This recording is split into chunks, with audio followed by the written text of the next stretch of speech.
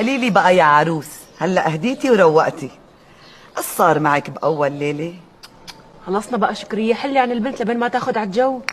رضية، ايش صار معي؟ وين؟ يي لك لسه بتقلي وين؟ بالغرفة وقت تدخل عليكي عريسك. طيب هلا بعد ما دخل قال لي شلونك؟ قلت له منيحة.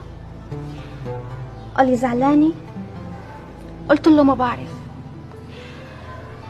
قال لي طيب حطي لنا اكلات ناكلها من قالة الخزينة.